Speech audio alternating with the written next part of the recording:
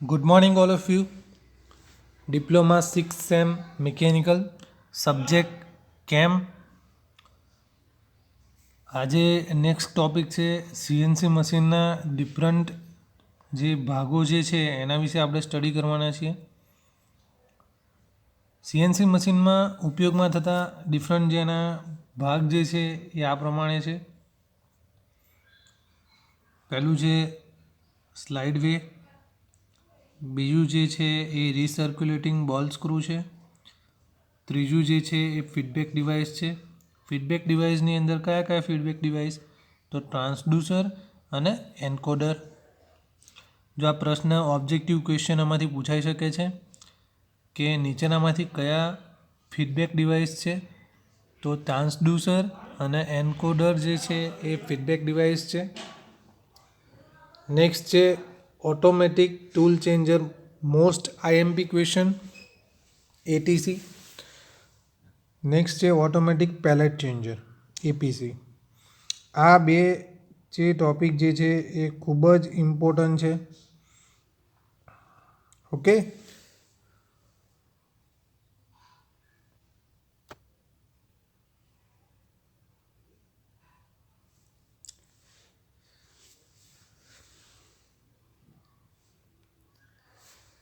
હવે આપણે જોઈએ જે સ્લાઇડ વેની વાત કરેલી છે એની અંદર આપણા સિલેબસમાં હાઇડ્રોસ્ટેટિક સ્લાઇડ વે છે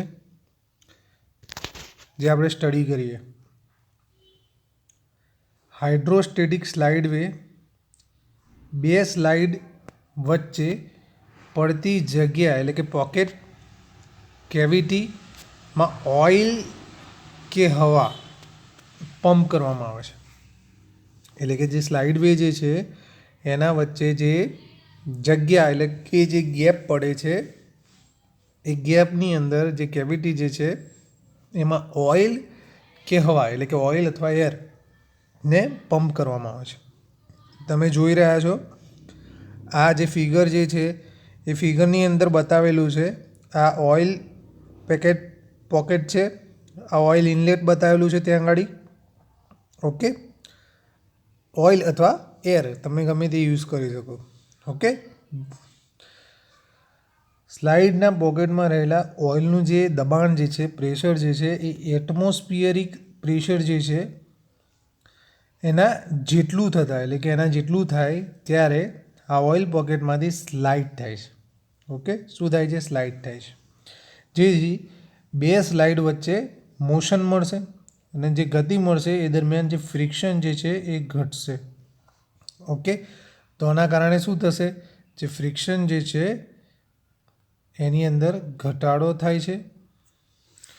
ઓકે, સીએનસી મશીનના સારા ઓપરેશન માટે સ્લાઇડ તેમજ તેના ઉપયોગ થતું ઓઇલ કેવું હોવું જોઈએ? ચોખ્ખું હોવું જોઈએ, ફિલ્ટર કરેલું હોવું જોઈએ, એકદમ એની અંદર કોઈ પણ જાતના ડસ્ટ પાર્ટિકલ્સ ના હોવો જોઈએ. હાઇડ્રોસ્ટેટિક સ્લાઇડ વેમાં આધાર માટે વધુ સરફેસ એરિયાની જરૂર છે. ઓકે,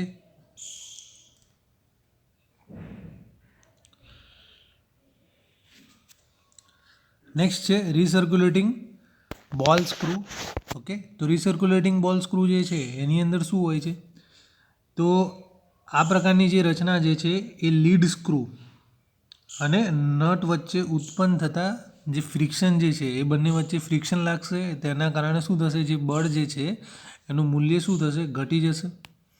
બરાબર છે, જેનાથી સીએનસી મશીનની અંદર ટ્રાન્સમિશન એફિશિયન્સીમાં વધારો થશે. એટલે ટ્રાન્સમિશન એફિશિયન્સી શું થશે? વધશે, ઇન્ક્રીઝ થશે. ઓકે, રિસર્ક્યુલેટિંગ અને બોલ સ્ક્રૂ પ્રકારની જે રચના જે છે એમાં સ્લાઇડિંગ ફ્રિક્શનને રોલિંગ ફ્રિક્શનમાં ફેરવવામાં આવે છે. સ્લાઇડિંગ ફ્રિક્શનને રોલિંગ ફ્રિક્શન ફેરવવામાં આવે છે. કે ખાસ એનું ફંક્શન છે રિસર્ક્યુલેટિંગ બોલ સ્ક્રૂ જે છે, રિસર્ક્યુલેટિંગ બોલ સ્ક્રૂ જે છે એનું ફંક્શન શું છે? સ્લાઇડિંગ ફ્રિક્શન રોલિંગ જે હશે, ઓકે, સ્લાઇડિંગ ફ્રિક્શનને રોલિંગ ફ્રિક્શનમાં ફેરવવાનું કામ કરશે. ઓકે, રિસર્ક્યુલેટિંગ આ ફિગર તમે જોઈ રહ્યા છો, એ ફિગર રિસર્ક્યુલેટિંગની છે. ઓકે, તો આ ફિગરની અંદર આપણે જોઈશું તો આ રિસર્ક્યુલેટિંગ બોલ છે, આ તમે જોઈ રહ્યા છો. આ બોલ રિટર્ન ટ્યુબ છે. ઓકે,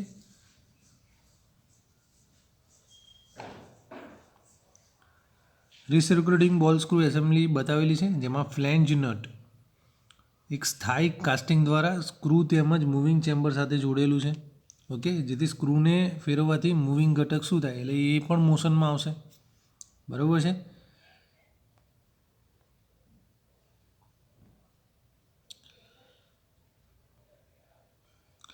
આ પ્રકારની રચનામાં સ્પેરિકલ બોલ કે સ્ક્રૂ નટ વચ્ચે ફરે છે. ઓકે, સ્પેરિકલ બોલ જે છે એ સ્ક્રૂ અને નટની વચ્ચે ફરશે. બરાબર છે. અને સ્લાઇડિંગ ફ્રિક્શન જે છે તે રોલિંગ ફ્રિક્શનમાં ફેરવે છે. એટલે કે અલ્ટિમેટલી કન્વર્ટ શું થાય છે, sliding friction which can be converted into rolling friction. Okay, સાદા મશીનમાં સ્ક્રૂની અંદર એકમે થ્રેડનો કયા થ્રેડનો ઉપયોગ થાય છે, એકમે થ્રેડ. એકમે થ્રેડનો ઉપયોગ થાય છે. એકમે થ્રેડ વિશે થોડી જાણકારી આપું તો એકમે થ્રેડ જે છે એનો એંગલ કેટલો હોય છે, 29 ડિગ્રી. ઓકે, જેની એફિશિયન્સી કેટલી છે, 20% છે. ઓકે, 20થી 30% બતાવેલી છે. અને બોલ સ્ક્રૂની એફિશિયન્સી કેવી છે, 90% સુધી મેળવી શકાય છે. આ જે રિસર્ક્યુલેટિંગ બોલ જે છે એ સ્ક્રૂ પ્રકારના 2 પ્રકારના બોલ સ્ક્રૂનો ઉપયોગ થાય છે. કેટલા પ્રકારના, 2 પ્રકારના. ઓકે, પ્રથમ પ્રકારનું જે છે એ અમુક થ્રેડ ફર્યા પછી બોલ ફરીથી બાહ્ય ટ્યુબમાં પરત ફરે છે. ઓકે, એટલે રિટર્ન થાય છે. જ્યારે બીજા પ્રકારનો જે થ્રેડ જે છે એની અંદર શું થશે, એ કાંટો ફેરવીને ચેનલની શરૂઆતની અંદર આવશે. ઓકે, તો અલ્ટિમેટલી આ પ્રકારનું જે રચના જે છે એ રચના બેકલેસનું મૂલ્ય શૂન્ય કરી શકાય છે. ઓકે, બેકલેસનું જે મૂલ્ય જે છે એ શું કરી શકાય છે, શૂન્ય કરી શકાય છે. સાદા મશીનમાં ઉપયોગ થતા લીડ સ્ક્રૂ અને નટની સરખામણીમાં બોલ સ્ક્રૂ પ્રકારની રચના જે છે એમાં ઘર્ષણ બળનું જે મૂલ્ય જે છે એ ઓછું હોય છે. ઓકે, ઘર્ષણ બળનું મૂલ્ય કેવું છે, ઓછું છે. તેમજ એફિશિયન્સી કેવી છે, વધારે છે. એફિશિયન્સી વધારે છે, ઘર્ષણ બળનું મૂલ્ય ઓછું છે. ઓકે, હવે ખૂબ જ ઇમ્પોર્ટન્ટ ટૉપિક છે જે આપણે સ્ટડી કરીએ છીએ.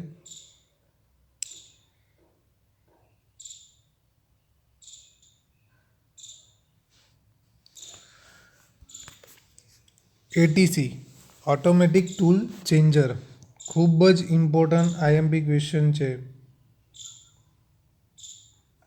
ઓકે, ઓટોમેટિક ટૂલ ચેન્જર જે છે એ ટૂલ બદલવા માટેના સાયકલ ટાઈમમાં ઘટાડો કરે છે. સાયકલ ટાઈમ જે છે એની અંદર શું કરશે, ઘટાડો કરશે. સીએનસી મશીનમાં એટીસીની મદદથી પ્રોડક્ટિવ સમયમાં વધારો થાય છે. સાયકલ ટાઈમ જે છે એમાં ઘટાડો થશે. જ્યારે પ્રોડક્ટિવ સમય જે છે એની અંદર શું થશે, વધારો થશે. પ્રોડક્ટિવ સમયમાં વધારો થશે. ટૂલ બદલવા જેવા નોન પ્રોડક્ટિવ સમયમાં ઘટાડો થશે. એટીસીના ઉપયોગથી મશીનમાં સેટઅપ ટાઈમમાં પણ ઘટાડો થશે. ઓકે, સેટઅપ ટાઈમની અંદર પણ ઘટાડો થશે. દરેક સીએનસી મશીનમાં જુદા જુદા પ્રકારના એટીસીનો ઉપયોગ થાય છે. મુખ્યત્વે મેજરલી 2 ટાઈપ્સના એટીસી હોય છે. એક છે ડ્રમ ટાઈપ, બીજું છે ચેન ટાઈપ. બહુ જ ઇમ્પોર્ટન્ટ છે. ડ્રમ ટાઈપ અને ચેન ટાઈપ 2 પ્રકારના એટીસી યુઝ થાય છે. મેજરલી ડ્રમ ટાઈપ અને ચેન ટાઈપ.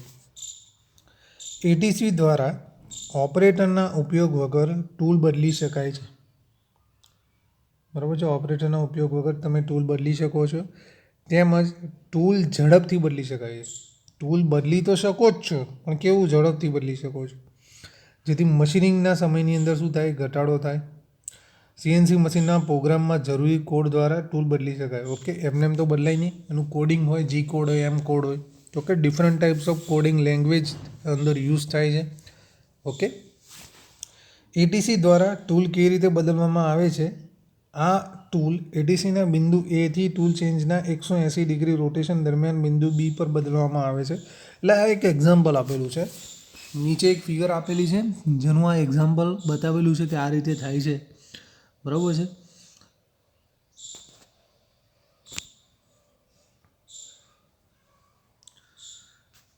આપણે જોઈશું કે એમાં 180 રોટેશન દરમિયાન બિંદુ બી પર લાવવામાં આવે છે, બરાબર છે.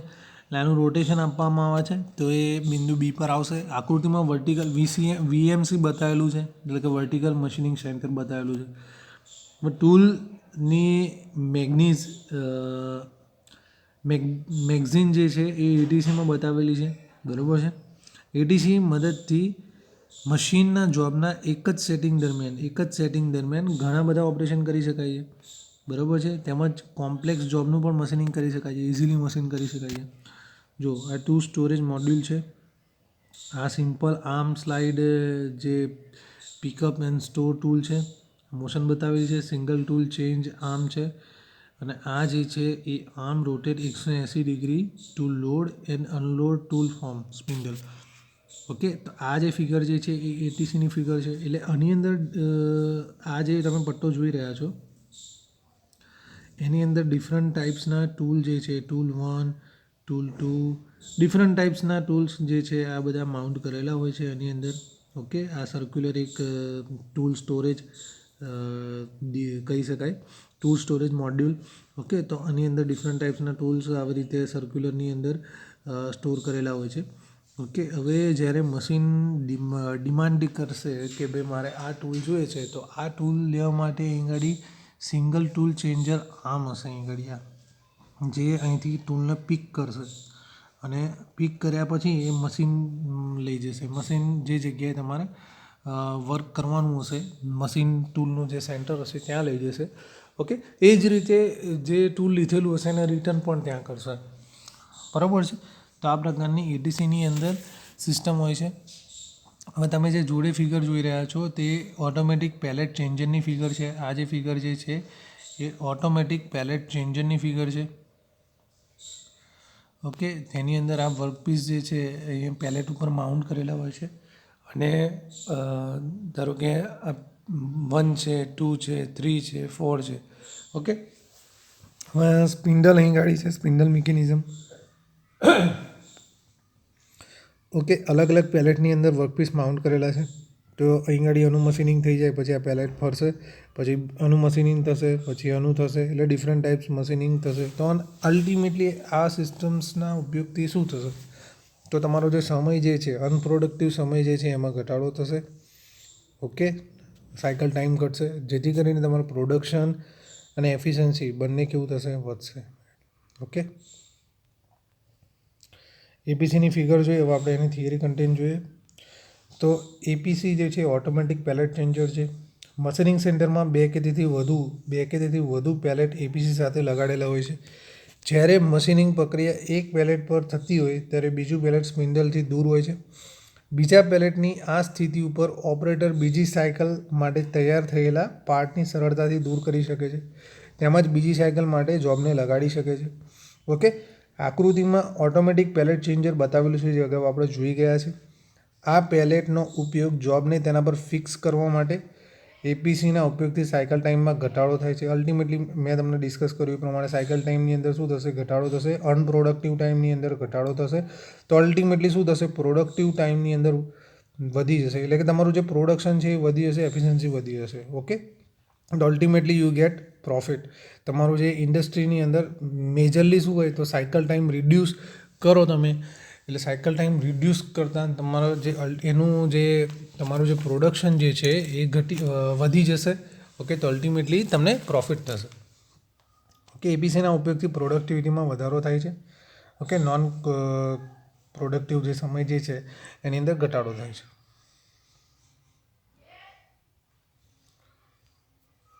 ઓકે, નેક્સ્ટ છે ક્વોલિફાઈડ ટૂલ અને તેના ફાયદા. ક્વોલિફાઈડ ટૂલની વાત કરીએ તો એમાં એ જે ટૂલ હોલ્ડર કે સ્લાઇડના સંદર્ભમાં મશીનના ચોક્કસ સ્થાને ફિટ કરેલા હોય છે, કોઈ પર્ટિક્યુલર એના સ્થાને ફિટ કરેલા હશે. ક્વોલિફાઈડ ટૂલ જે હશે એમાં પ્રીસેટિંગ ડિવાઇસની જરૂર રહેતી નથી. તેમજ નોન પ્રોડક્ટિવ સમયમાં આ પણ ઘટાડો કરશે. ક્વોલિફાઈડ ટૂલમાં ટૂલના માપ ચોક્કસ હોય છે. ઓકે, એના નામ પર જ છે, જે ટૂલ જે છે એ કેવું હશે, ક્વોલિફાઈડ હશે.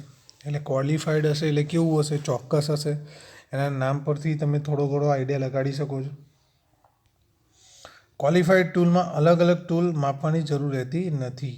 ઓકે, ક્વોલિફાઈડ ટૂલ જે છે એમાં અલગ અલગ ટૂલ માપવાની જરૂરિયાત રહેતી નથી. એટલે અલગ અલગ ટૂલનું જે મેઝરમેન્ટ જે છે એની કોઈ પણ જરૂરિયાત રહેતી નથી. પ્રીસેટિંગ કરવાની પણ જરૂરિયાત રહેતી નથી. તેમાં ઉપયોગ થતા ટૂલ હોલ્ડરના માપ કેવા હોય છે? ફિક્સ હશે. તેમાં ઉપયોગી મશીનનું સેટઅપ સમયમાં ઘટાડો થાય છે. ઓકે, એટલે સેટઅપ જે સમય જે છે એની અંદર તમે અલ્ટિમેટલી ઘટાડો કરી શકો છો.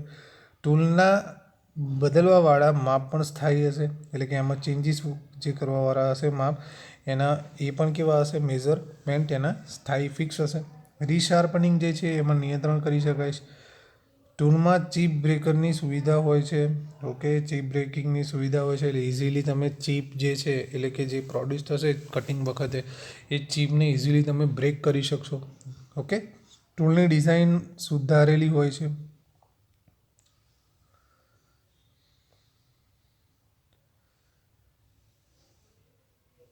હવે વર્ટિકલ મશીનિંગ સેન્ટર એમાં 3 એક્સિસ સીએનસી મિલિંગ મશીનની આકૃતિ છે. ઓકે, અને turning centre 2 axis CNC milling machine, CNC lathe machine છે. તમે આ જે ફિગર જોઈ રહ્યા છો, ફિગર નંબર 1, આ ફિગર નંબર 1 જે છે એ vertical machining centre 3 axis milling મશીનની છે. Okay, X Y Z. Okay, X Y Z 3 axis milling machine vertical વીએમસીની વાત છે. 3 એક્સિસ વર્ટિકલ મશીનિંગ સેન્ટર વીએમસીની વાત છે. ઓકે, અથવા એને 3 એક્સિસ સીએનસી મશીન પણ કહેવાય. ઓકે, અને આ જે ફિગર તમે જોઈ રહ્યા છો તે ફિગર છે ટર્નિંગ સેન્ટર છે, જે 2 એક્સિસ સીએનસી લેથનું છે. ઓકે, તેમાં 2 એક્સિસની અંદર કઈ એક્સિસ હશે? 3 એક્સિસમાં એક્સ વાય ઝેડ ત્રણ હશે, બરાબર છે. 3 એક્સિસમાં X Y Z. Okay, but 2 એક્સિસની અંદર આપણે કઈ આવશે? 2 એક્સિસની અંદર જે વર્ટિકલ હશે, વર્ટિકલ જે છે એ એક્સ એક્સિસ હશે અને હોરિઝોન્ટલ જે છે એ ઝેડ એક્સિસ હશે. ઓકે, હોરિઝોન્ટલ ઝેડ એક્સિસ હશે, વર્ટિકલ જે છે એ એક્સ એક્સિસ હશે. ઓકે, આ તો તમને ખબર પડી ગઈ કે આ ચકની અંદર ચક બતાવેલો છે, આ ટેલ સ્ટોક છે, એક્સિસ બતાવેલી છે. હોરિઝોન્ટલ ઝેડ એક્સિસ હશે, વર્ટિકલ એક્સ એક્સિસ હશે. ખાસ ધ્યાન રાખજો, એક્ઝામની અંદર પૂછાય જે એક્સ એક્સિસ જે છે એ વર્ટિકલ હશે, ઝેડ એક્સિસ જે હશે એ હોરિઝોન્ટલ હશે. ઓકે, એક્સ એક્સિસ વર્ટિકલ હશે, ઓકે, ઝેડ એક્સિસ હોરિઝોન્ટલ હશે. ઓકે, આજે આપણે આ સેકન્ડ ચેપ્ટર પૂરું કરીએ છીએ. આશા છે કે તમને સારો એવો આઈડિયા આવ્યો છે. Okay, good bye, thank you.